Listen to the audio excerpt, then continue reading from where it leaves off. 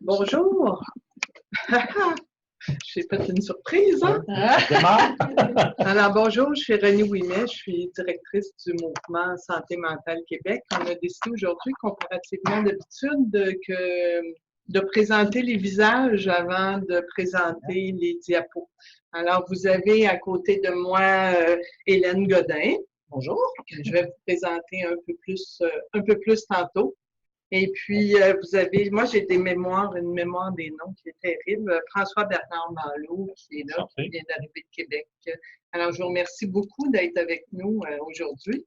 Et les personnes qui viennent faire les conférences sont toujours des personnes qui s'impliquent socialement et qui vous offrent ça. Et c'est un cadeau qui vous est offert avec la participation de Crise UQAM qui nous permet de faire ces webinaires.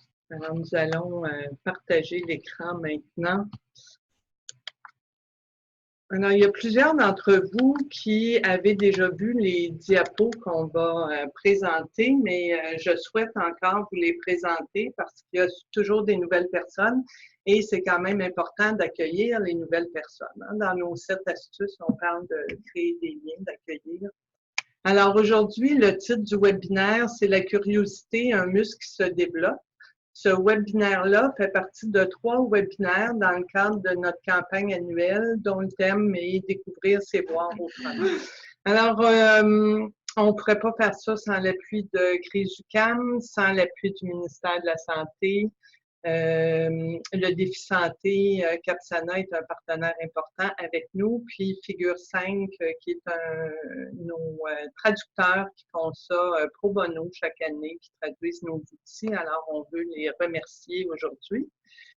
Et si vous avez des numéros de téléphone, si vous avez un problème, vous pouvez appeler le 514-424-3449, envoyer un texto surtout, et puis Isaline est là pour pouvoir vous répondre s'il y a des problématiques.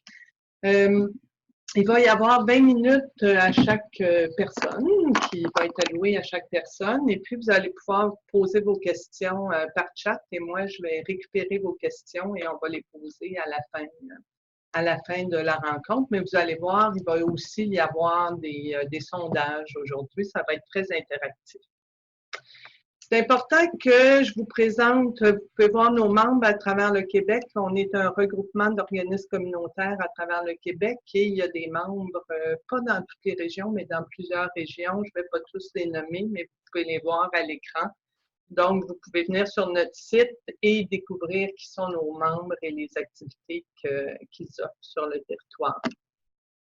Avant de commencer, je tiens à vous dire que la santé mentale, c'est quelque chose qui est positif. Parce que trop souvent, quand on entend le mot santé mentale, on entend maladie, on entend souffrance, on entend dépression. Mais la santé mentale, c'est une composante essentielle de la santé et sans elle, on n'arrive pas ou très difficilement à atteindre nos objectifs, à participer à la collectivité. Donc, ici, on a une définition brève. La santé mentale, c'est un équilibre dynamique entre les différentes sphères de notre vie.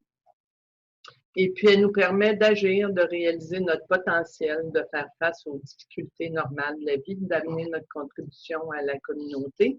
Et puis, il ne faut pas oublier que notre santé mentale est influencée par ce qui nous entoure, c'est-à-dire par notre environnement, les politiques, le pays d'où l'on vient, le milieu où on vit, elle est influencée par tout ce qui nous entoure. Alors, parler de santé mentale, on parle de bonne santé mentale toute l'année, de ce qui nous aide à la maintenir, à la créer, à la développer.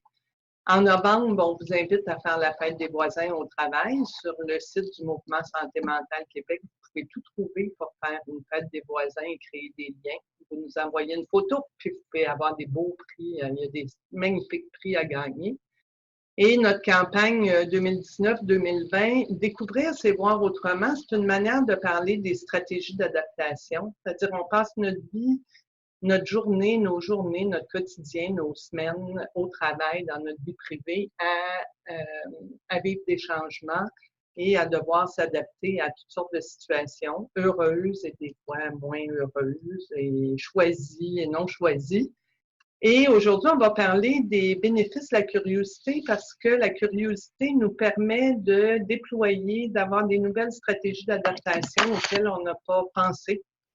Et les deux personnes qui vont vous parler aujourd'hui vont aborder ça avec vous. La première partie va être plus population générale et la deuxième partie particulièrement milieu de travail.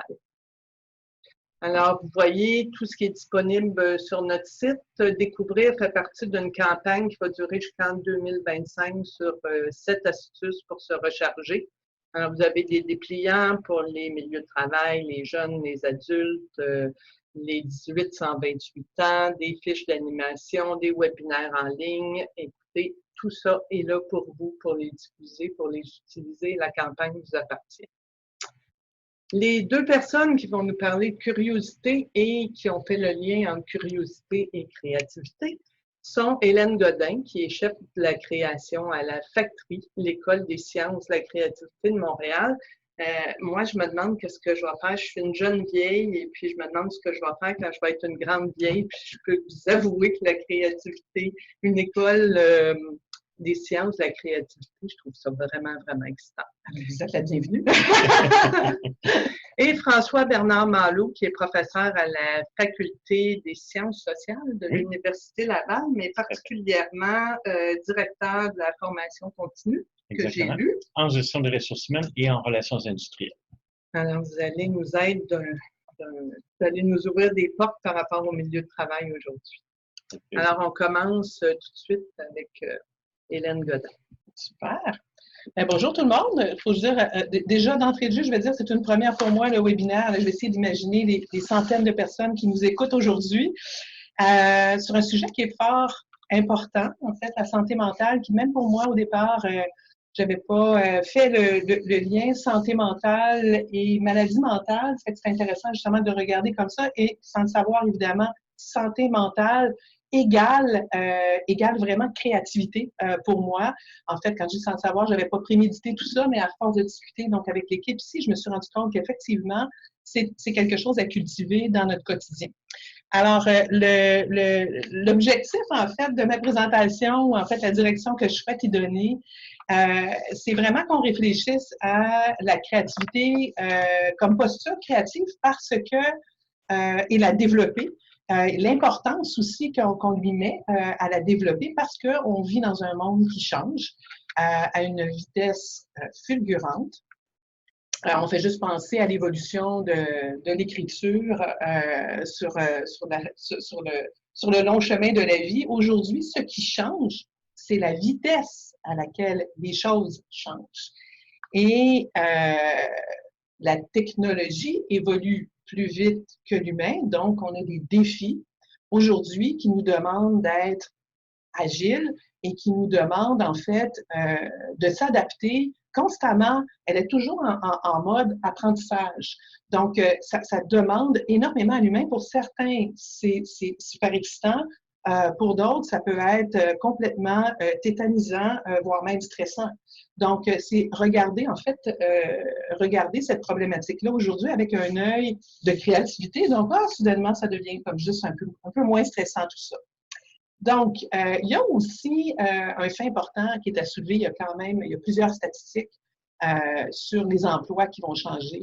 Il y a 85 grosso modo, des emplois qui vont changer d'ici 2030. Donc, c'est une preuve supplémentaire qu'on a besoin de s'adapter et qu'on a surtout besoin aussi de trouver notre place en tant qu'humain et les compétences qu'on doit développer surtout. Fait que c'est de ça que la présentation qu'il s'agit et j'ai envie que les gens réfléchissent aussi à ça. Je vous invite tout de suite à faire un premier jeu avec moi. Je dis que c'est un jeu parce qu'on ne se prendra quand même pas trop au sérieux. Alors, vous allez avoir accès dans quelques secondes à un sondage en ligne. Alors, l'idée, c'est de regarder, je vais vous exposer dans le fond une action. Et cette action-là, vous allez réfléchir, est-ce que c'est le robot qui est le mieux placé pour faire cette action-là ou si l'humain est vraiment mieux placé pour faire cette action-là? Donc, est-ce que c'est l'humain qui est le meilleur ou est-ce que c'est le robot qui est le meilleur dans l'action que je vais vous présenter? Les actions, c'est des verbes d'action, vous l'avez compris. Je vais passer en rafale chaque action. Quand je dis en rafale, ça va aller vite. Fait que je vous demande de ne pas trop réfléchir, y aller spontanément sur R pour robot, H pour humain. Est-ce que c'est assez clair comme explication? Oui, ici, oui, on trouve que c'est clair. On va tester la On va tester la chose. On va voir si OK, nous, on est alors, capable d'y répondre. c'est vrai, j'ai oublié de dire quelque chose. Cet exercice-là que je trouve fascinant qu'on fait souvent à la factory, il a été inspiré de Martin Ouellette, qui est un prof au collégial Sainte-Anne que j'apprécie beaucoup. Donc, merci Martin pour le jeu du robot et l'humain. Alors, on commence. OK. Calculer. Humain ou robot. Chercher. Détecter des anomalies. Douter. Développer un sens critique. Créer. Collaborer. Trouver l'amour. Faire des tâches ménagères. Enseigner. Oups. Alors, on peut peut-être prendre un moment. Je vais vous laisser finir de remplir votre mini questionnaire. On voit que c'est des réponses rentrent au fur et à mesure, c'est le fun. Alors, pour calculer, on dirait que personne ne fait des calculs mathématiques, calcule ses finances. Ah oui, seul c'est ça. chez eux, c'est le robot, 99 Ouais. Chercher l'humain, 58 détecter des anomalies, 71 douter, 100 humain. Ah, intéressant. Développer un sens critique, 100 humain. Créer, 100 humain. Collaborer, 96 humain. Trouver l'amour, 99 humain. Je pense que les sites. Les gens n'utilisent pas Tinder ici, là. Ouais. Faire des tâches ménagères. Et on est rendu à 63 robot. On aurait vraiment envie que les robots soient meilleurs que nous là-dedans. Oui. Enseigner. Humain. OK. OK, c'est intéressant, c'est assez. Il y a beaucoup d'humains, il y a beaucoup de. En fait, l'exercice, vous l'avez compris, c'est un exercice quand même ludique, on ne va pas nécessairement l'approfondir de façon scientifique. Ce qui est quand même intéressant, c'est de regarder à quel point le défi est humain. Le défi auquel on fait face, il est humain d'abord et avant tout. Bien que les robots vont probablement prendre une place très, très grande dans le milieu du travail ou dans nos vies, on souhaiterait s'élever, je vais faire une image, s'élever sur les épaules du robot pour être capable, avoir la capacité de voir plus loin que le robot. C'est nous, finalement, qui allons nourrir ces machines-là de notre propre pensée critique, de nos propres biais aussi. Donc, il y a quand même beaucoup de zones grises. C'est sûr que le sondage fait en sorte que ça devient polarisé, mais il y a quand même beaucoup de zones grises où parfois, justement, la machine va prendre le pas, va devenir en fait complémentaire à l'être humain. Donc, ce qu'on cherche à faire éventuellement, c'est de développer, nous, en tant qu'humains, nos compétences fondamentalement humaines, fondamentalement humaines, donc notre savoir-être, et laisser les machines bien faire ce qu'ils vont faire de mieux que nous, comme calculer ou des tâches comme ça qui, on n'aura plus nécessairement besoin de se préoccuper, mais nous, on est là pour les analyser. Donc, ça a l'air d'une évidence, mais ça nous place aussi en fonction de cette menace-là, ça nous place face à un défi qui est de développer ces compétences-là. Alors, on parle de quoi comme compétences? Et selon le Forum économique mondial, les compétences à développer pour faire face à un monde qui change sont les suivantes, vous les voyez à l'écran. Et notez que, juste on prend les 3 premières, notez que la créativité vient en 3e rang, ce qui est quand même pas peu dire. Donc, résolution de problèmes complexes, je crois que monsieur va en parler tout à l'heure, pensée critique, créativité, Vous les voyez tout comme moi. Donc, il y a quand même aussi intelligence émotionnelle sur laquelle je me permets de faire un point. Donc, on parle beaucoup de développer son savoir-être et une façon de voir ces problématiques-là avec un œil nouveau. Donc, je ne sais pas pourquoi, mais je ne sais pas ce qu'il faut faire pour je vais finir par y arriver. Peser dessus, puis après ça. OK. Donc, la curiosité, ce qui est le sujet, dans le fond, de la journée, curiosité et créativité, c'est essentiel pour muscler notre créativité parce que c'est la curiosité qui va nous faire évidemment découvrir. Puis je parle beaucoup de la curiosité de l'autre, d'être curieux des talents des autres et des capacités, dans le fond, du groupe qui est autour de nous. On fait appel à l'intelligence du groupe beaucoup parce que les défis sont immenses, sont beaucoup trop grands pour les résoudre seuls. On va avoir besoin de les résoudre en équipe. Donc, mettez-vous pas tout le poids sur les épaules de résoudre tous ces problèmes-là à vous seul, vous n'y arriverez pas. Donc on va passer aux 10 ingrédients pour cultiver la créativité.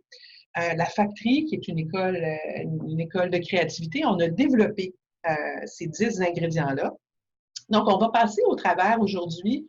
L'idée, c'est de regarder, en fait, la créativité au travers donc, de ces 10 ingrédients-là que nous avons choisis, qui, selon nous, si on les maîtrise dans notre vie quotidienne, au travail, à la maison, en fait, dans toutes les sphères de notre vie, si on les maîtrise, on juge, en fait, qu'on va devenir de meilleurs leaders créatifs.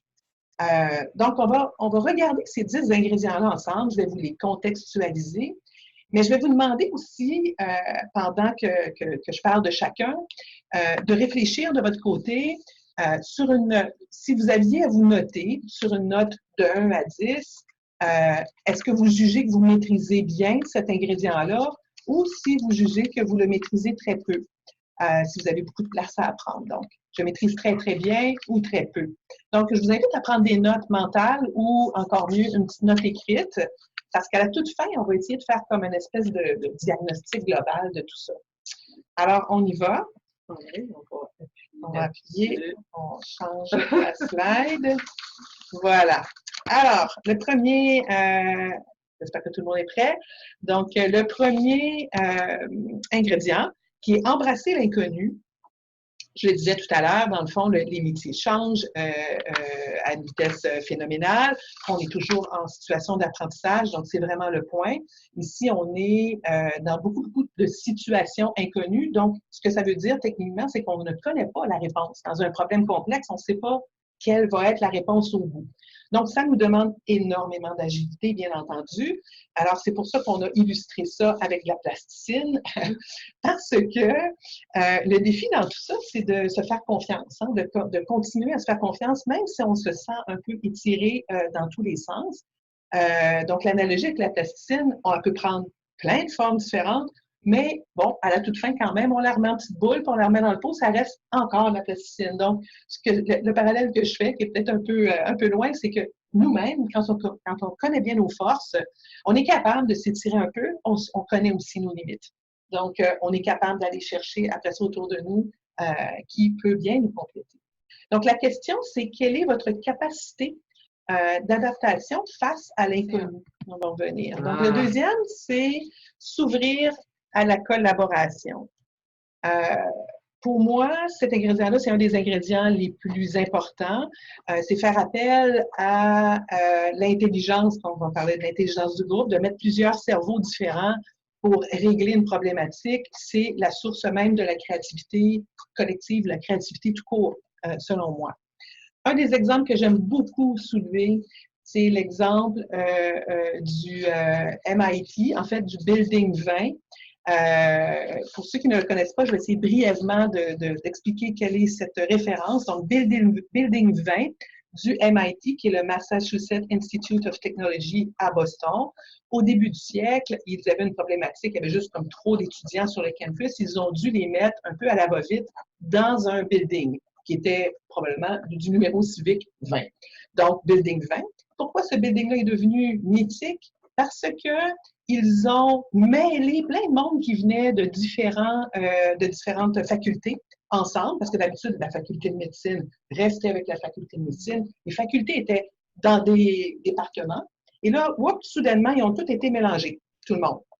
Et, wow, effet surprise, 9 prix Nobel sont sortis de ce building-là. Donc, 9 prix Nobel se sont illustrés. Et là, ils se sont mis à étudier, mais qu'est-ce qui s'est passé? Bien, il s'est passé qu'il y avait des cerveaux différents dans un même building, sans hiérarchie, sans cadre prédéfini, ce qui a fait un mélange des genres, un mélange des cerveaux qui, ce que j'appelle, moi, de la créativité de corridor, a fait en sorte que les gens sont sortis en dehors de leur cadre habituel. C'est ça qu'on veut provoquer dans notre vie. C'est ça qu'on veut provoquer, dans le fond, autour de nous. Donc, oser briser les silos, c'est exactement ce que ça veut dire. Je vous pose la question, est-ce que vous osez briser les silos dans votre vie quotidienne et au travail? On va à la prochaine. Prochaine. Avoir les mains moites. Alors, avoir les mains moites, ce que ça veut dire, c'est quand on a les mains moites, c'est qu'on a peur, on est un peu énervé, quand on fait un webinaire comme ça, mais aussi quand on a une bonne idée. Alors, quand on a une bonne idée, qu'on sent qu'on tient quelque chose, ça prend beaucoup de courage. La question est toute simple. Est-ce que vous avez le courage de vos idées?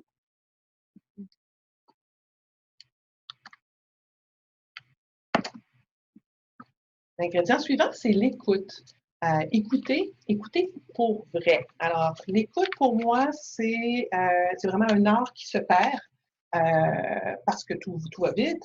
Mais l'écoute est essentielle à la créativité. C'est ce qui nous permet de voir des choses qu'on ne voit pas. C'est ce qui nous permet aussi d'entendre, effectivement, des subtilités. Et je dirais que les artistes, souvent, c'est des gens qui ont vraiment une écoute qui est plus développée que la majorité. Alors, écouter pour vrai aussi, c'est écouter sans avoir de biais.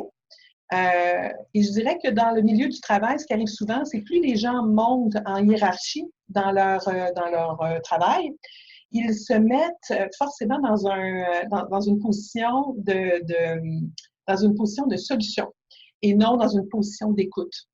La question, c'est écoutez-vous pour vrai?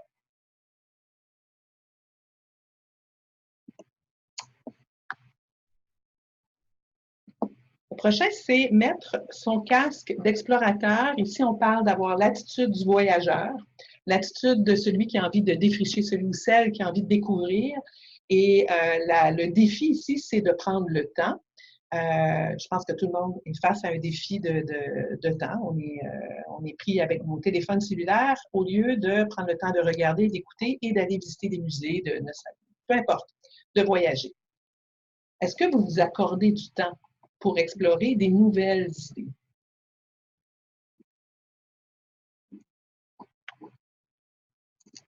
Prochain ingrédient que j'aime beaucoup, qui est jouer. Jouer, on est porté à croire que le jeu, dans le fond, est réservé au monde de l'enfance. C'est tout faux. Le jeu est essentiel à la créativité.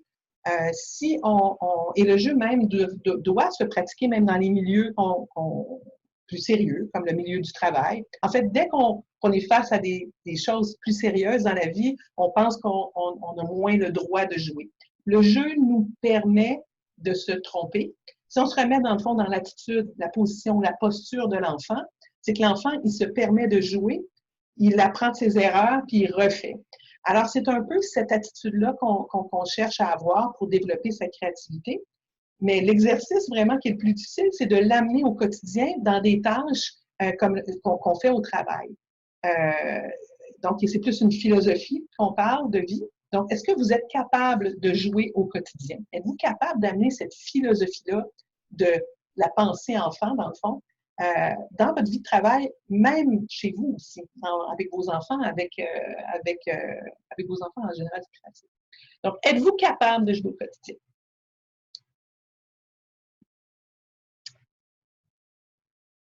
La vélocité, qui est le prochain ingrédient, est quand même assez intéressant parce que là, on parle de prendre, dans le fond, d'être dans l'action, et c'est dans l'action que la créativité survient. L'inaction est plus à risque que l'action. Donc, si on ne fait rien, par exemple, pour les enjeux environnementaux, on court beaucoup plus de risques si on agit.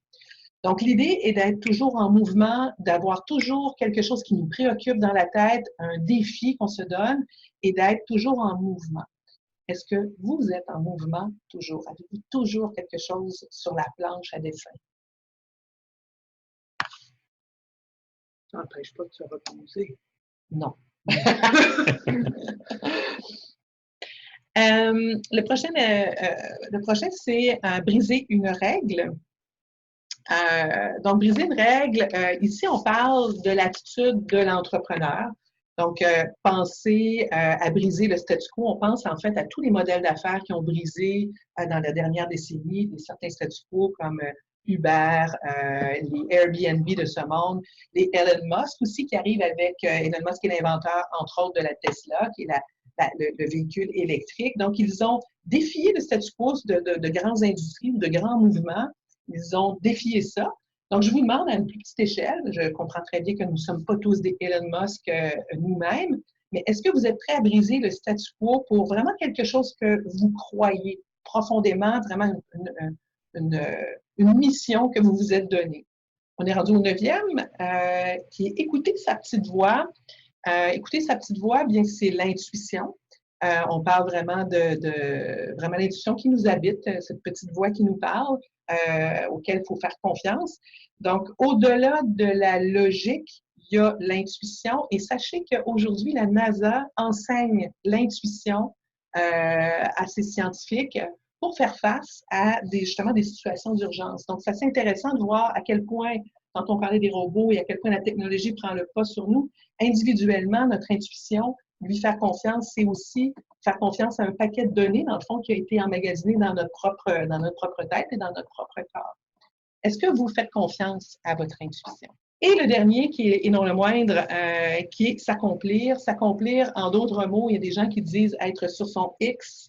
Ça, c'est quand on est à la bonne place au bon moment, quand, en fait, on a la parfaite adéquation entre ce qu'on aime faire, ce dans quoi on est bon et ce dont le monde a besoin.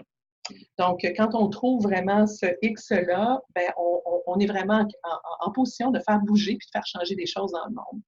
Donc, c'est une bien grande question. Vous aurez le temps toute une vie pour la développer, mais aujourd'hui, je vous pose la question, est-ce que vous sentez que vous êtes sur votre X ou que vous êtes capable de faire une différence dans le monde? Alors, on va quand même passer rapidement parce qu'il reste vraiment 1-2 minutes. Vous avez quand même pris le temps pour chaque question à remplir, à vous juger, dans le fond, vous-même personnellement. Donc, je suis fort pour tel ingrédient, je cherche à m'améliorer dans tel ingrédient. Ça serait intéressant que vous fassiez votre propre diagnostic au regard, dans le fond, des explications que j'ai données. Le message sur lequel j'ai envie de vous laisser, c'est le suivant, c'est ensemble, on est plus fort. Vous avez compris que la transdisciplinarité, la force du groupe, l'intelligence du groupe, c'est probablement ce sur quoi on doit le plus plancher, où on doit le plus compter, je dirais, pour changer le cours des choses. Donc, de se complémenter en tant qu'équipe, d'être complémentaire à quelqu'un d'autre, de comprendre les forces et faiblesses de tout un chacun, ben, ça nous enlève d'une part un poids sur les épaules d'être bon dans tout. Et ben, ça fait vraiment appel aussi à l'ouverture de l'autre et à la curiosité de l'autre. Fait que moi, je vous invite à être curieux de l'autre. Et j'aimerais changer la slide. Être curieux de l'autre et de faire en sorte que la créativité change le monde, en fait, votre monde quotidien et éventuellement que la créativité aussi change le monde de façon plus globale.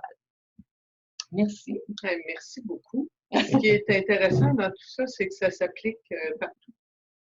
Dans notre vie privée, dans nos relations amoureuses, dans l'éducation avec nos enfants, comme dans comment on aménage notre maison, dans c'est ça, parce que dans tout. Exactement. C'est pas juste dans le milieu de travail, bien qu'à justement à la factory, on enseigne beaucoup pour les gens qui sont dans les milieux de travail. Et tout ça, dans le fond, s'adapte en fait à tout. C'est vraiment une façon. Bien, merci beaucoup. Merci. On va prendre les questions tantôt. Alors, Monsieur François Bernard Malo va nous... Bon, alors bonjour à tous et à toutes. Merci beaucoup d'être là, en quelque part, au bout de votre écran. C'est vraiment agréable, un peu stressant pour nous, parce qu'en tout cas, un peu comme pour Hélène, pour moi, c'est la première fois que je fais comme ça un webinaire. Mais bon, on va essayer de faire un bon travail, puis de nous assurer finalement là, de passer le message pour lequel là, finalement là, on se trouve à être ici cet après-midi. Donc, comme vous l'aurez compris, moi, je vais vous entretenir dans ces 20 prochaines minutes-là de la créativité, mais dans le cadre particulier du travail. Alors, on va, comme ça, sans plus tarder, examiner notre plan. Donc, dans un premier temps, on va regarder ensemble qu'est-ce que la créativité. On va ensuite se demander pourquoi se préoccuper de cette créativité-là.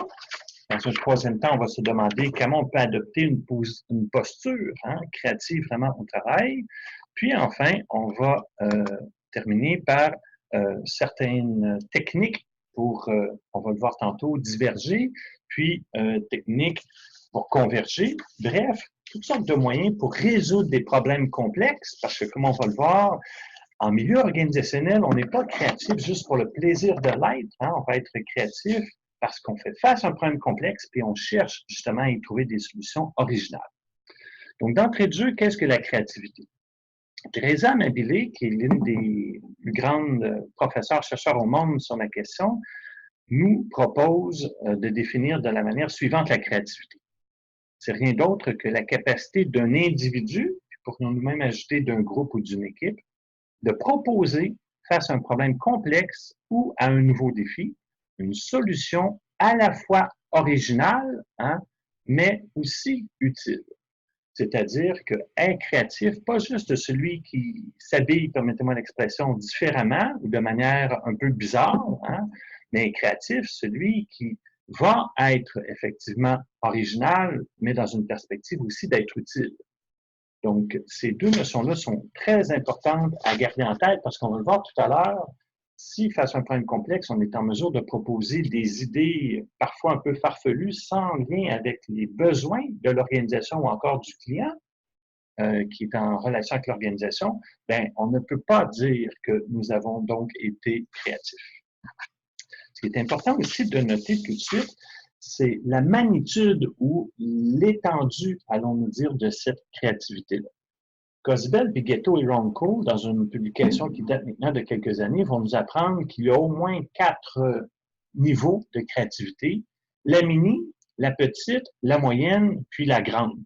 Si dans l'esprit de la plupart des gens, quand on parle de créativité, on parle par exemple là, de la Mona Lisa, on parle du LEM qui est atterri sur la Lune, ou on parle encore des voitures électriques d'Elon Musk. Tout à l'heure, on me disait, bien ça, c'est la très grande créativité. Okay? Mais il faut voir qu'avant celle-là, bien entendu, il y en a d'autres.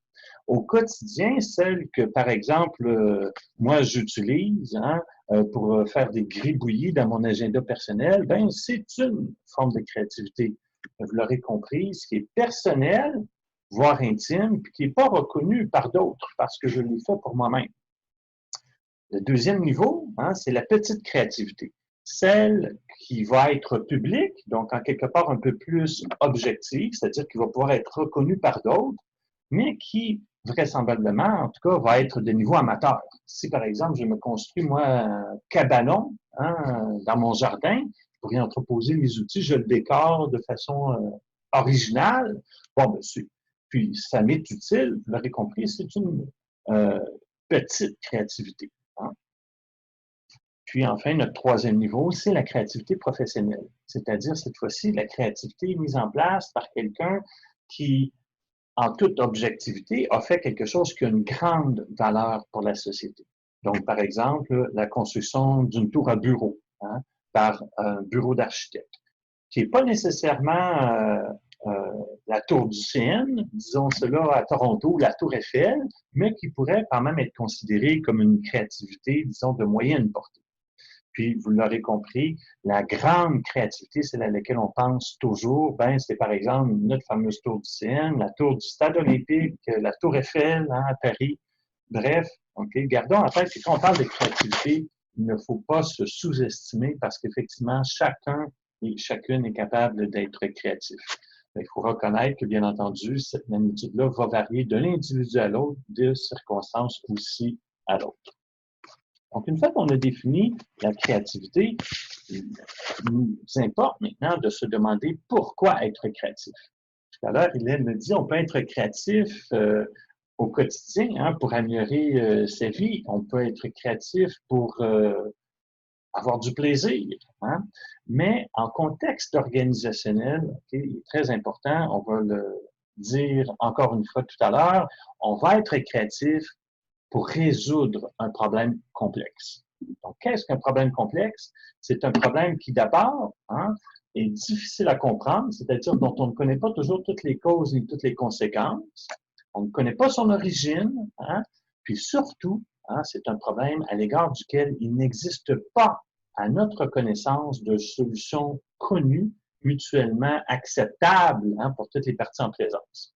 À titre d'exemple, en plus d'être prof en gestion de ressources humaines puis en relations industrielles, comme je vous le disais précédemment, je suis aussi chercheur dans le domaine du recrutement puis de la sélection du personnel. Et depuis quelques années, on constate, vous l'avez peut-être vu si vous suivez un peu l'actualité, qu'il y a de plus en plus de personnes trans qui, par exemple, décident de s'afficher, puis qui partagent hein, de plus en plus aussi leur réalité. Sur le marché du travail, malheureusement, vous le savez peut-être, très nombreuses sont les personnes trans qui font l'objet d'énormément de discrimination. Pourquoi? Parce que, en ce sens, si on revient au centre de mon propos, ben c'est un problème complexe à l'égard desquels, par exemple, les gestionnaires sont, pour la plupart du temps, un peu désemparés. On sait que la loi nous interdit de discriminer contre les personnes trans. Donc, hein, on doit les considérer comme n'importe quel autre individu, ce qui est en soi, bien entendu, très correct. Mais une fois qu'on a embauché une personne trans, puis elle se met à travailler, puis on constate que, par exemple, ses collègues ne l'acceptent pas, ne l'invitent pas au party de Noël, parlent dans son dos, lui font des blagues sexistes, hein, voire font à son égard du harcèlement psychologique, voire du harcèlement sexuel. Qu'est-ce que l'on fait? Hein? Bien, ces réponses, par exemple, à un problème complexe comme celui-ci, ne sont pas connues. On a beau dire, on n'a pas le droit de le faire, c'est pas acceptable de le faire, bien, la réalité nous démontre malheureusement que de nos jours encore, entre autres au Québec, il y a beaucoup de discrimination. Donc, on le voit, la créativité, c'est une façon, on va le voir tout à l'heure, de résoudre, par exemple, ce type de situation-là.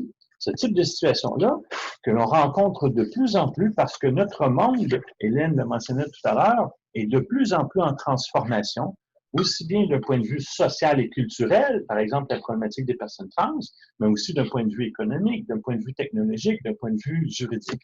Bref, le monde change, puis avec ce changement-là, c'est important de s'en apercevoir. Bien, les problèmes complexes sont de plus en plus apparents, puis sont complexifient eux aussi continuellement. C'est ce que vous allez retrouver à l'écran sous ce que j'appelais finalement hein, nos barrières, nos phares ou encore nos bouées, qui finalement sont de plus en plus en disparition.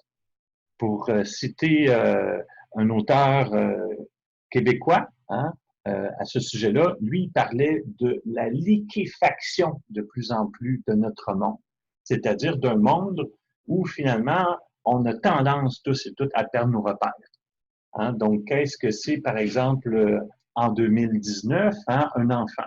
Qu'est-ce que c'est, par exemple, qu'un homme? Qu'est-ce que c'est qu'une femme? Hein, si on revient à la question des personnes trans, par exemple. Comment maintenant adopter une posture créative au travail dans la perspective où, comme je le disais tantôt, on va chercher à résoudre des problèmes complexes? Et pour répondre à cette question-là, j'ai choisi un modèle bien connu que l'on appelle le modèle de Boisvert, Cossette et Poisson, qui porte sur le processus de la pensée créative. En quoi consiste ce modèle-là? Bien, on le voit hein, du côté gauche de l'écran. Attendez une seconde, j'ai tassé la boîte de chat. On démarre, bien entendu, avec un problème complexe, comme je vous le disais, donc, dont on ne connaît pas nécessairement l'origine, toutes les causes, ni encore les solutions. Puis, sur la base de notre imagination hein, et de notre curiosité, ben, on va chercher à innover et inventer. Au fond, à trouver une réponse originale.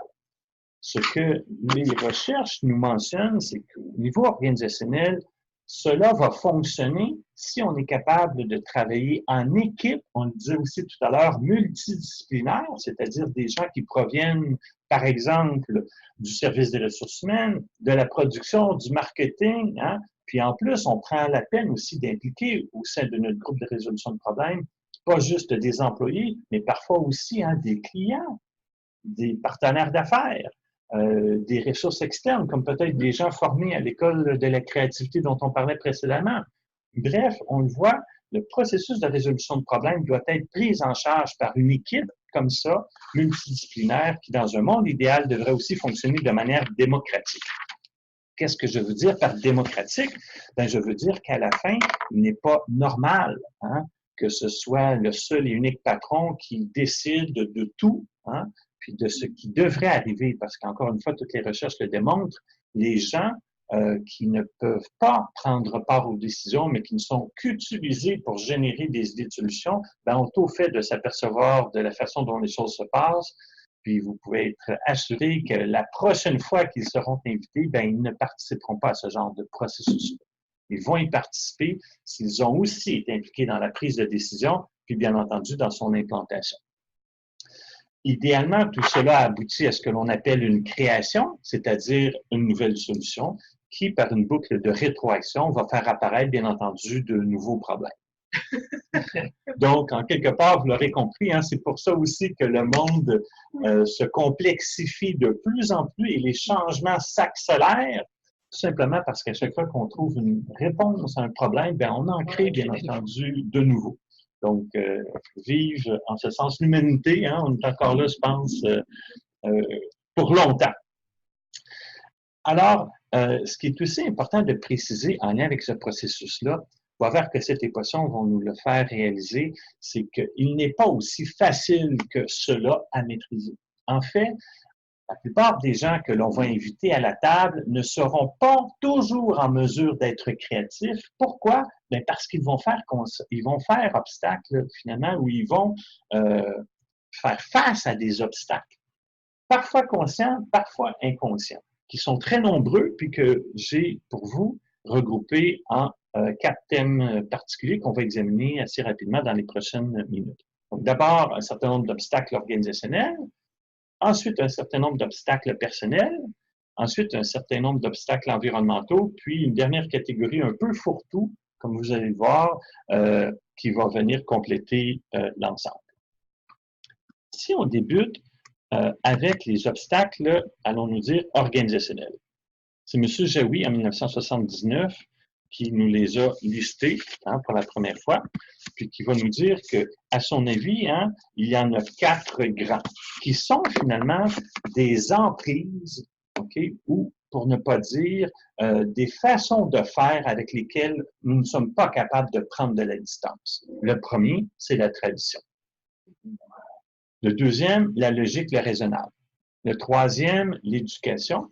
Puis, enfin, le quatrième, les habitudes.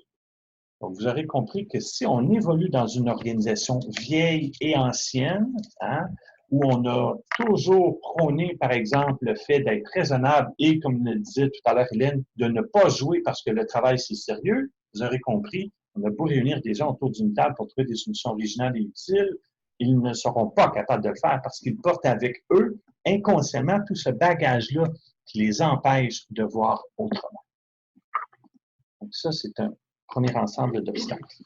Le deuxième ensemble qui nous est proposé par Boisvert, Cossette et Poisson eux-mêmes, on va passer notre petite boîte de chat, ici, peuvent être, quant à eux, regroupés de la manière suivante, en 4 grandes familles. D'abord, l'apathie, ensuite l'insécurité, en troisième lieu, la rigidité, puis, encore une fois, en autres obstacles personnels. Si on regarde l'apathie, ce qui est important de voir, Boisvert, Cossette et Poisson vont nous dire, c'est que pour certains individus, un problème n'est pas en soi un problème.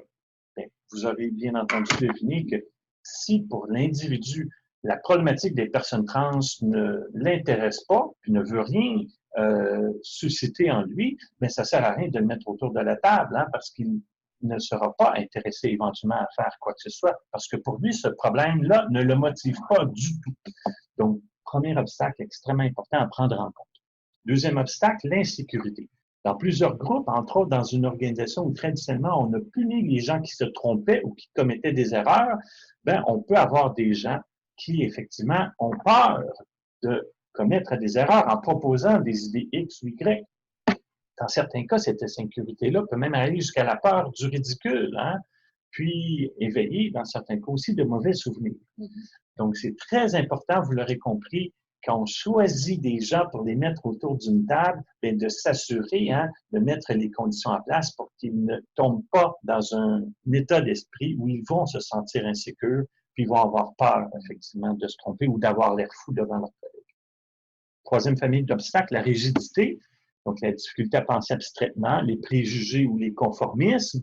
Bien, je pense que ça parle encore une fois tout seul. Ce qui est important de voir, c'est qu'on ne mettra pas autour d'une table des gens qui ont des idées, par exemple, arrêtées face à une problématique comme celle dont je vous parlais tantôt. Parce que c'est clair que sans le vouloir, peut-être, hein, ils ne se sentiront pas capables d'émettre quoi que ce soit. Puis enfin, dans certains cas, Robert Cossette et Poisson vont nous dire les gens peuvent avoir aussi tellement de connaissances ou de savoir qu'ils sont empêchés maintenant de réfléchir autrement. Puis ils vont avoir trop développé le réflexe de trouver la bonne réponse dans un livre X ou Y et ils ne seront pas capables d'être créatifs. Chose, bien entendu, qui peut s'ajouter à une certaine habitude de rationalisation dans certains milieux de travail puis auprès de certains individus. Pour Roger von Esch, 10 autres obstacles qui, cette fois-ci, on va les qualifier ici, sont vraiment personnels. C'est-à-dire qu'ils sont finalement des obsessions, si vous me permettez l'expression, que l'on va parfois retrouver chez certains individus. Comme par exemple, il faut que ce soit logique. Hein? Si la solution n'est pas logique, moi, j'embarque pas là-dedans. Ben, vous avez compris qu'à force de vouloir être trop logique, ça se peut qu'effectivement, on n'est pas créatif. On mentionnait tout à l'heure, hein, la créativité implique d'être capable de voir autrement. Il faut éviter l'ambiguïté. Il ne faut pas se tromper, il faut être sérieux, hein, etc. Si on va maintenant à notre prochain transparent, puis on s'intéresse aux obstacles environnementaux, qu'est-ce que l'on va retrouver? Bien, cette fois-ci, 5 grandes choses. Un climat de compétition excessif, hein, toutes sortes de bruits, c'est-à-dire un milieu de travail qui n'est pas conforme d'un point de vue ergonomique, un manque d'objectifs communs, dans certains cas, le manque d'appui aussi de l'entourage, puis, on l'a mentionné aussi tantôt, une culture organisationnelle rigide. Puis enfin, pour Hubert Jaoui, il y a aussi 3 autres types de barrières qu'il va appeler les blocages, dans certains cas d'ordre émotif, d'ordre culturel, d'ordre perceptif. Entre autres, avec notre problématique des personnes trans, vous le savez peut-être, il y a des gens qui, malheureusement, hein, vont peut-être avoir plus de difficultés à passer pour la personne qu'elles aimeraient passer, puis ça suscite, malheureusement, chez ceux et celles qui les entourent, des réactions émotives négatives, c'est-à-dire elles ne les trouvent pas beaux ou elles ne les trouvent pas belles, ces personnes-là. Donc, ça fait en sorte que, finalement, on ne veut pas trop s'intéresser à la résolution de la problématique parce que, d'un point de vue émotif, on est trop chargé, finalement, qu'on n'est plus capable de réfléchir autrement. Pour Roger Firestone, qui fut au début des années 2000 l'un de mes professeurs, justement en matière de créativité, puis de gestion de l'innovation, la plus grande de nos difficultés, c'est quoi? Ben, c'est celle qui consiste à briser nos habitudes. Donc, question de l'illustrer, qu'est-ce que l'on retrouve dans cette image-là? Je ne sais pas si vous voyez bien à l'écran. Mais il y a une petite voiture qui se trouve à être renversée au fond d'une rivière. Hein. Qu'est-ce qu'on fait quand une voiture est en panne? Ben, on appelle la remorqueuse. Hein. Donc, on a amené la remorqueuse pour la tirer de sa fâcheuse position. Donc, on commence à tirer la voiture hors de l'eau. Hein. La voiture commence à se vider. Qu'est-ce qui se produit? Ben, la remorqueuse tombe à l'eau avec la voiture. Parce qu'on n'a juste pas compris que c'est pas parce qu'une voiture est en panne qu'on doit nécessairement faire une remorqueuse. entre autres dans une situation comme celle-là. Donc, on se retrouve dans le pétrin hein, avec une voiture retournée à l'eau avec la remorqueuse par-dessus. Donc, qu'est-ce qu'on fait? Question, encore une fois, de respecter nos habitudes. Hein? Ben, hein, on le voit ici, on appelle une plus grande remorqueuse. Donc, une remorqueuse plus puissante nous permet de sortir la première voiture de l'eau, hein, puis qui, on l'espère, va nous permettre de sortir le deuxième véhicule. Mais malheureusement, hein, encore une fois, la deuxième remorqueuse aussi tombe à l'eau. Parce que, on le voit, c'est un problème complexe qu'on a cherché à résoudre de manière simple en se fiant à nos habitudes, puis on commet 2 fois de suite la même erreur. Donc, vous l'aurez deviné, comment pouvons-nous briser et finalement passer par-dessus ces habitudes-là?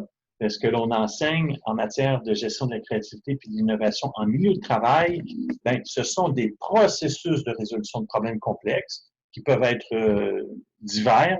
Moi, celui que j'enseigne à mes étudiants à la maîtrise, au doctorat, notamment en gestion des ressources humaines, c'est d'abord le premier, donc le processus créatif de résolution des problèmes complexes. Mais on retrouve aussi le design thinking, les 6 chapeaux de Bono, la synectique. Puis, on retrouve, bien entendu, à l'intérieur de chacun de ces processus-là, bien, toutes sortes de techniques de créativité dont Hélène, très certainement, là, pourrait aussi vous parler en long et en large. C'est-à-dire, par exemple, le brainstorming avec post-it, écriture automatique, énoncé de départ. Ça, c'est pour diverger, c'est-à-dire générer des idées. Et là, il y a bien entendu toutes sortes d'autres techniques pour converger, c'est-à-dire faire des choix, comme par exemple les étoiles, les regroupements, le PPCO, le triage de cartes. On n'a pas beaucoup de temps, malheureusement, pour illustrer tout cela, OK? Mais ce que je veux que vous sachiez, c'est qu'on ne peut pas juste dire aux gens, il faut que vous soyez créatifs. Hein? Il faut équiper, pour ainsi dire, ces gens-là de processus, puis à l'intérieur de chacune des étapes de technique, qui sont simples, comme celle que je vous ai présentée. Puis si on a un peu plus de temps, plus d'énergie, plus de volonté, ou le problème est encore beaucoup plus complexe, ben on peut utiliser aussi des techniques que l'on va dire avancées, comme par exemple celles que vous voyez à l'écran, les 5 pourquoi, le concassage, l'analyse morphologique, l'association forcée, la bande dessinée, hein, l'analyse comparative par paire, les ondes de succès, l'analyse des parties prenantes, etc. J'avais préparé un petit exercice, mais je ne suis pas sûr qu'on va avoir le temps de le faire, mais en tout cas, je vais quand même au moins vous le présenter. Hein. Je voulais, par le biais de cet exercice, que vous me donniez tous vos commentaires au sujet de cette brouette. Okay? Donc, peut-être en 30 secondes, allons-y juste comme ça, est-ce que vous pourriez écrire dans la boîte de chat quels sont vos commentaires au sujet de cette brouette-là? Je ne sais pas si on va être en mesure de voir vos réponses. Non, on n'en voit pas pour l'instant. La poignée n'est pas du bon côté. Bon, parfait. Puis peut-être une deuxième. Il manque une roue à l'avant. Excellent. Troisième réponse, peut-être? Elle n'est pas jolie. Elle n'est pas jolie. Excellent. Bien, ce que je veux que vous remarquiez, c'est que les 3 commentaires que vous venez de me donner comme ça live sont finalement quoi? Ce sont des critiques à l'égard de cette brouette-là. OK? C'est-à-dire que notre habitude comme être humain face à un problème complexe, ce n'est pas de chercher hein, à voir le bon, le beau, le positif. C'est toujours, constamment, comme nous l'explique M. Firestein, de réagir de façon négative et de sortir des commentaires négatifs. Ici, hein, on le voit, la roue n'est pas du bon côté, la poignée n'est pas ergonomique, elle n'est pas belle. Hein. Revenons à notre exemple des personnes trans. Ce ne sont pas des personnes normales. Ce sont des personnes laides. Ce sont des personnes qui ont des problèmes de santé mentale. Okay? Vous comprenez? Ce que je suis en train d'essayer de vous dire, c'est que face à un problème complexe, malheureusement, l'être humain a tendance à réagir de façon négative et non de façon créative. Pourquoi? Parce qu'on est finalement enchâssé dans tous les obstacles dont je vous parlais précédemment. Obstacles dont généralement, vous l'aurez compris, on est souvent inconscient. Alors voilà, OK, le PPCO, qu'est-ce que c'est? Tout simplement, ben, c'est une technique qui nous force généralement à sortir les points forts, les points potentiels derrière une idée, nos préoccupations, puis qui nous force aussi à générer des idées de solutions en lien avec le problème. Donc, avant de dire que la brouette n'est pas belle, hein, ben, on devrait prendre le point de dire, ben, elle est intéressante parce que la taille, par exemple, de son réservoir pourrait nous permettre de mettre beaucoup de choses à l'intérieur. Les petites parenthèses, c'est d'ailleurs un dessin de brouette utilisé, comme nous l'explique M. Firestein, sur les chantiers de construction de façon très importante un peu partout à travers le monde. Donc, même si c'est une brouette qui semble effectivement pas ergonomique, pas utile, pas belle, ben, elle est rendue là, à chaque année à des milliers d'exemplaires un peu partout sur des chantiers de construction. Alors, si on résume, hein, comment être créatif en milieu de travail, ben, je vous dirais 6 choses. Hein, d'un point de vue personnel, hein, apprenons à nous connaître, apprenons à connaître les autres, respecter bien entendu la différence, puis travaillons avec ceux et celles qui sont différents de nous, parce qu'avec eux, ils amènent un bagage que nous ne possédons pas. Deuxièmement, maîtrisons un processus de résolution de problèmes comme je vous l'ai présenté. Hein. Concentrons-nous sur un produit, un résultat, et impliquons-y aussi les utilisateurs finaux du produit ou du résultat. Quatrièmement, mettons en place un environnement qui va permettre aux gens justement de s'exprimer, hein, puis qui n'auront pas peur de se tromper. Puis finalement, n'hésitons pas, un peu comme M. Musk hein, ou M. Steve Jobs, à faire beaucoup de publicité autour de nos idées hein, pour les vendre, parce que malheureusement, souvent, la créativité n'est pas toujours reconnue pour ses points positifs. Puis enfin, gardons en tête que la créativité, c'est aussi un potentiel, c'est-à-dire quelque chose que l'on a tous et toutes en dedans de nous, puis que l'on peut utiliser si, bien entendu, on le souhaite, hein, puis on est prêt à s'attaquer justement à ces problèmes complexes-là dans ce monde-là qui est de plus en plus en changement perpétuel, puis de plus en plus rapide. Alors voilà, ce qui termine aussi ma présentation. Alors merci beaucoup à tous ceux et à toutes celles qui nous ont écoutés, puis je pense qu'on est maintenant prêt à répondre à vos questions. Oui. Est-ce que moi ce que j'ai trouvé, j'ai tout trouvé intéressant, mais vous soulevez les deux quand même, les difficultés, que c'est pas si simple que ça de traverser nos traditions, nos peurs, nos habitudes, notre logique, notre éducation, que ça demande de traverser tout ça pour transformer les choses et pour voir des nouvelles manières de faire. Hein, on a des étapes à...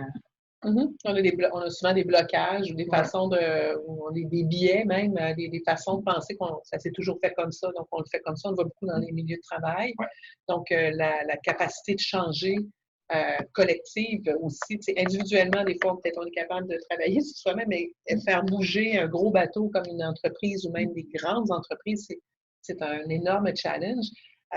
Mais effectivement, ça demande énormément d'ouverture d'esprit puis d'ouverture à la créativité, de se mettre dans des positions où on est forcé à penser autrement.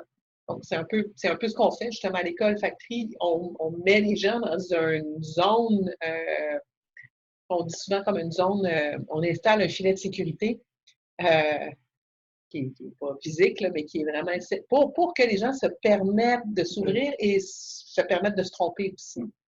Ça, je pense, moi, j'invite les gens, même dans les milieux de travail, à l'installer, ce filet de sécurité-là, pour que, justement, les gens se sentent en confiance. Ça prend beaucoup de confiance pour être créatif. Oui. Vous avez, il y a plusieurs personnes qui ont demandé si vous alliez avoir les diapositives. On va vous revenir avec un courriel là-dessus, avec les présentateurs. On a oublié de poser la question avant. Et puis, on regardera ce qui peut être partagé, puis on va vous l'envoyer. Même si ce n'est pas le tout au complet, il va y avoir une partie de la présentation pour avoir. Il faut parfois être persévérant dans la créativité quand les idées proposées ne sont pas toujours entendues et ça peut être démotivant.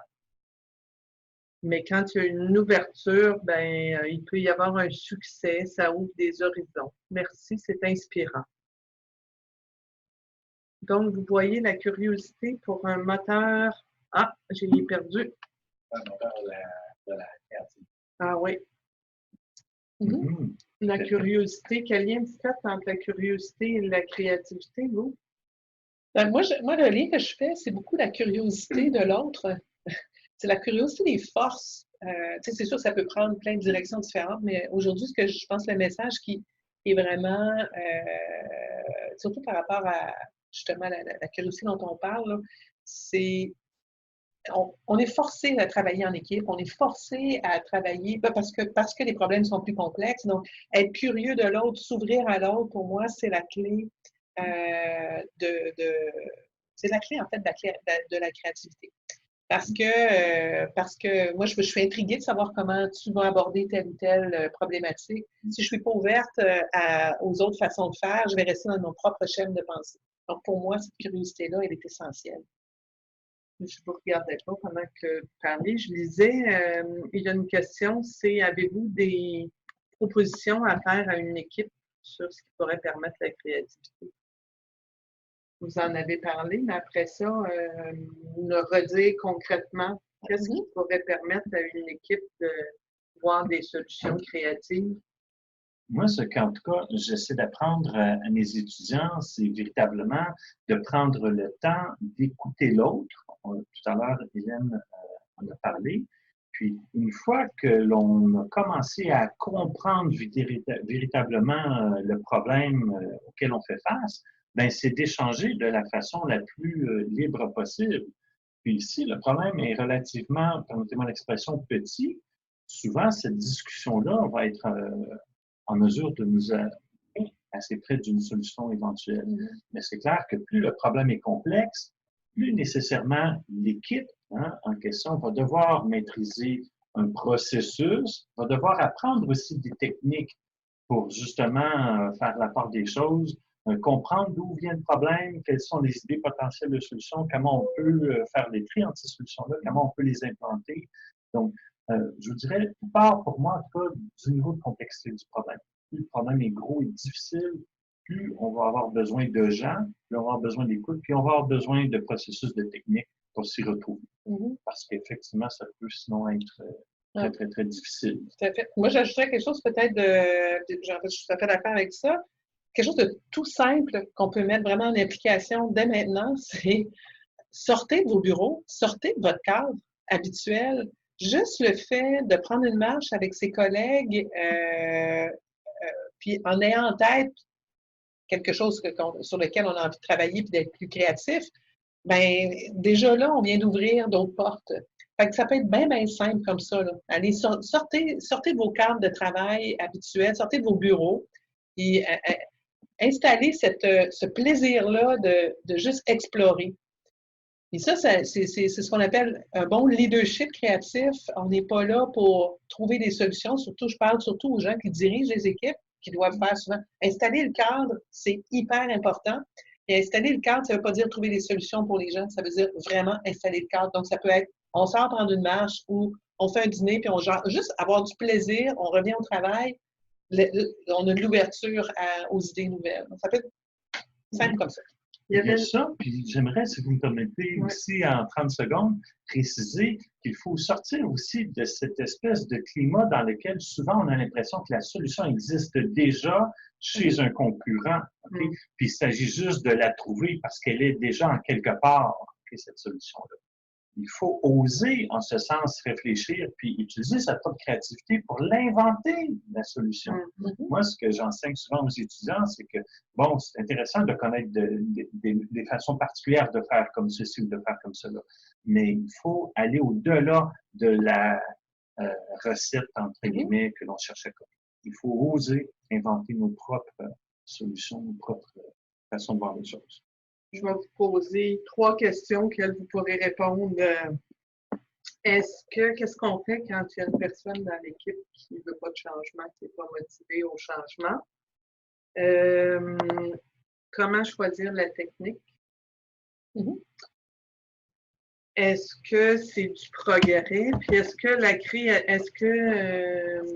c'est du progrès que de s'embarquer dans un processus comme ça? Et est-ce que travailler dans la créativité nuit à la productivité? Là, je vous ai donné beaucoup de questions. Tout à fait. La toute dernière, est-ce que c'est sûr que la créativité nuit à la productivité? La productivité, c'est sûr que c'est non. C'est sûr que c'est non. Puis la créativité, on peut avoir l'impression parfois qu'on va prendre un chemin qu'on se perd.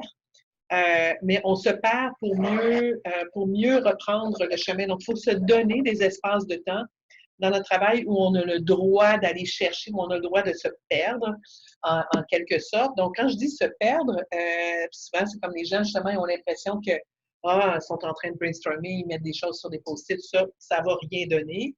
On est souvent très, je reprends l'histoire des chapeaux de Bonneau, chapeau noir là-dessus, genre, ça donnera rien. Ça donne rien parce qu'on prend pas, on n'utilise pas, ça répond à une des questions, on n'utilise pas un processus.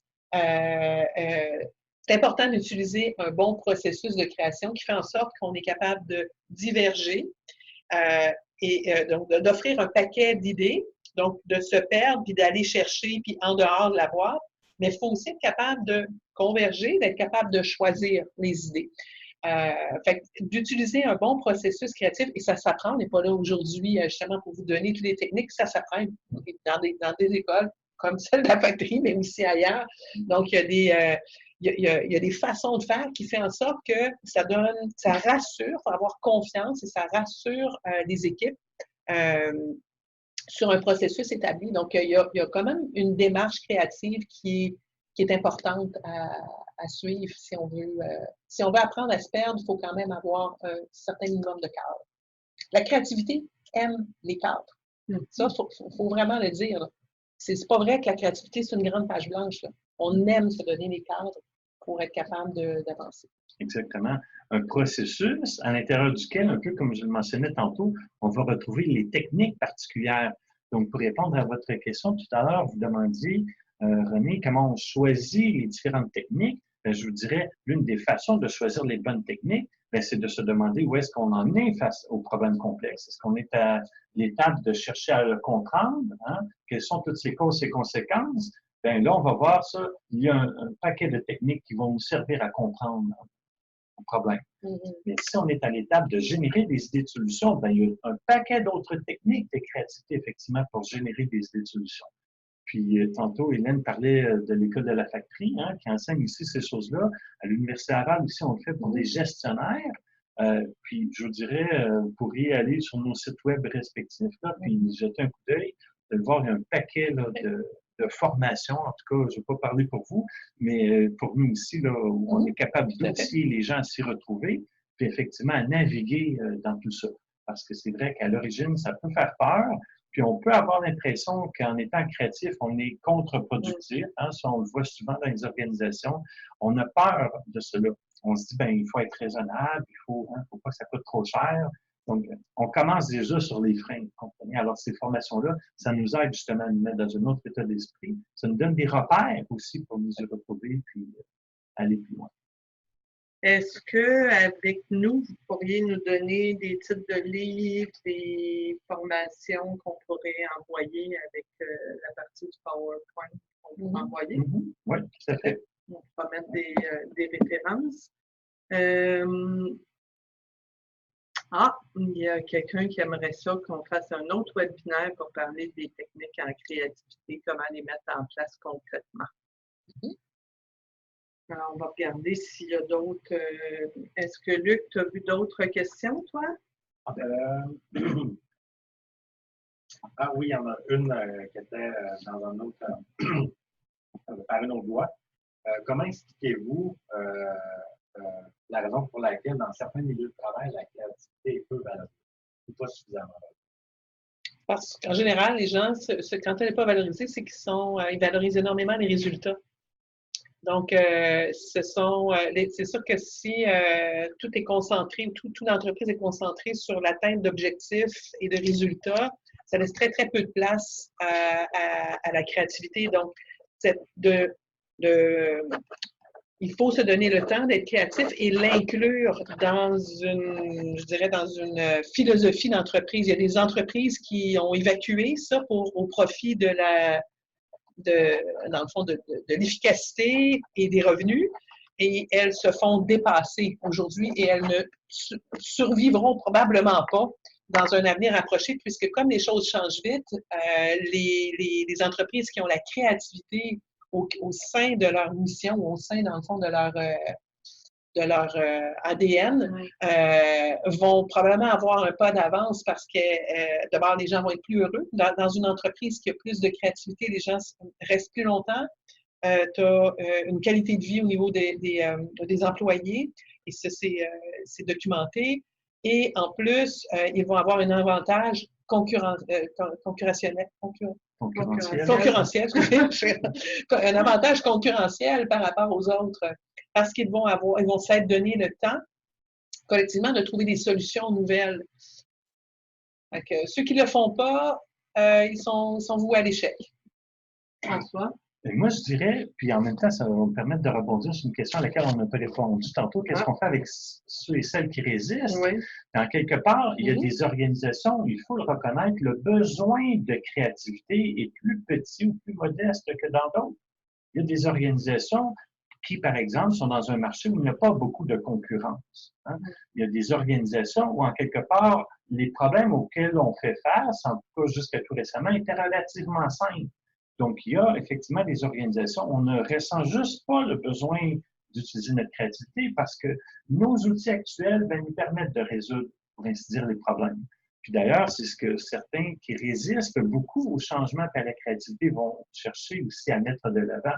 C'est-à-dire, pourquoi être créatif quand tu peux faire comme ceci, que l'on fait déjà depuis 20 ans? Est-ce que je peux vous dire sur ça, juste Oui. sur le fait que justement, des gens qui n'ont pas de concurrence, on pense par exemple à tous les organisations gouvernementales, même Hydro-Québec qui n'avait pas de concurrence, là, je veux dire, pendant Hydro-Québec, ces grandes institutions-là aujourd'hui, gouvernementales et tout ça, réalisent à quel point ils ont pris du retard sur la créativité. Et aujourd'hui, donc, les problématiques dépassent les problématiques de business, mettons. Donc, c'est des problématiques planétaires. On est en retard sur les solutions créatives. C'est important que tout le monde adopte une culture d'entreprise beaucoup plus ouverte et créative dans tout secteur confondu. Je dirais même encore plus que jamais dans l'appareil gouvernemental. Ah oui. Donc, dans ceux qui ont concrètement peut-être pas de concurrence à proprement dit, mais... Est-ce que vous pensez qu'on est fatigué des fois d'être créatif? Qu'on peut sentir qu'on n'a plus l'énergie d'être créatif? De changer des choses, de transformer, que ça oui. demande trop? Bien, ça, c'est clair. Moi, en tout cas, si je parle, par exemple, de mes étudiants à la maîtrise, on voit souvent que dans plusieurs milieux, on essaie effectivement d'accompagner des gens, des équipes dans des processus de changement. Bien, ils sont souvent confrontés à des gens qui en ont assez, puis qui ont justement participé à des tas de changements. Si on parle, par exemple, de certains hôpitaux à l'intérieur desquels on évolue, bien, les étudiants m'ont déjà dit, hein, par exemple, les infirmières dans cette unité-là sont plus capables d'entendre parler de changement. Hein, le réseau avec les nouveaux ministres qui arrivent, la refonte des structures, c'est pas un, c'est l'autre. On n'est plus capable de changer. On ne veut plus rien savoir de ça. Et pourtant, le nouveau ministre arrive, puis hein, arrive encore avec de nouvelles obligations, de nouvelles façons de faire. Puis on force, dans certains cas, les gens à changer un peu contre leur gré. Puis, on le voit en tout cas dans certains hôpitaux, les changements ne sont pas toujours bénéfiques. Hein? Puis, il ne faut pas non plus être toujours illusionné, hein, parce que parfois, les changements font l'affaire d'une certaine partie des acteurs, mais pas de tous les acteurs. C'est ça ce que vous dites, si vous le disiez plutôt, le processus de travailler ensemble, sortir des cloisons et de prendre en considération les gens qui sont sur place aussi dans le processus de changement. Dans le processus de changement, puis surtout, je vous dirais, dans le choix des solutions. Si à la fin, hein, c'est un patron qui choisit les solutions, mais les solutions vont augmenter la charge de travail du personnel en question, vous pouvez être sûr et certain qu'ils vont résister à l'implantation du changement et qui ne voudront plus jamais participer. Hein? Donc, il faut à chaque fois qu'on choisisse une solution, bien qu'on le fasse autant que faire se peut de manière démocratique pour que toutes les personnes concernées par le changement soient autour de la table et aient l'occasion de faire valoir leur point de vue puis de se faire répondre, moi, qu'est-ce que je vais y gagner à ce changement-là? Parce que si moi, comme individu, je n'y gagne rien, hein, c'est évident que je vais résister à son implantation. C'est peut-être une solution parce qu'effectivement, quand on regarde tout ça, des fois, ça a l'air, les gens peuvent être fatigués d'une part, parler de changement, mais on n'est jamais fatigué de quand on le voit, le changement, quand on le fait concrètement. Et pour le faire concrètement, souvent, c'est de prendre un gros problème et de l'amener à quelque chose de plus petit et de faisable, donc à plus petite échelle. Moi, je pense que le changement commence par soi-même, soit on a l'impression que c'est trop gros. Par contre, on a chacun de nous la capacité de faire des changements ou des petits changements, ne serait-ce que dans notre milieu de travail. Ces petits changements-là qui sont à notre portée et qui sont créatifs. Moi, je pense que la créativité, ça nourrit, c'est quelque chose qui allume plus que qui essouffle. Ça nous essouffle seulement quand on en parle puis qu'on voit juste le problème, mais qu'on n'ait pas de solution. Mais il faut quand même amener des solutions à plus petite échelle. C'est ça qui fait que, c'est pour ça que les solutions qu'on trouve très, très créatives, souvent, c'est quelqu'un aussi qui a osé le faire, qui l'a testé. C'est un peu ça, la vélocité, hein, qu'on disait, c'est comme, hey, on teste sur le marché, hey, ça marche, après ça, on continue, là. Fait qu'il y a comme on est content quand les gens arrivent avec des solutions concrètes, on est alourdi quand les gens font juste parler de changement, mais qui n'offrent pas de solution. Eh bien, écoutez, merci beaucoup. Je crois qu'on a fait le tour des questions et que le monde doit retourner au boulot. Et n'oubliez pas d'avoir du fun au boulot. Oui. Alors, merci d'avoir été là. Merci. Puis, écoutez, on va vous envoyer de l'information, on va vous transmettre les parties PowerPoint qu'on pourra vous transmettre, puis on va vous envoyer aussi une liste de ressources potentielles, possibles. Alors, merci. Et n'oubliez pas d'aller visiter être-bien-dans-sa-tête.ca. Vous allez découvrir le dépliant qui est ici, je peux vous qui est là. Et puis, c'est fascinant comment que vous avez parlé des forces dont on parle dans le petit, en 4 pages, on parle de l'importance de découvrir ses forces, celles des autres, d'être capable d'être curieux pour voir des différences, et puis que ça nous permet de développer nos stratégies pour faire face au changement. Alors, n'hésitez pas à aller découvrir les outils. Bonne journée tout le monde, au revoir.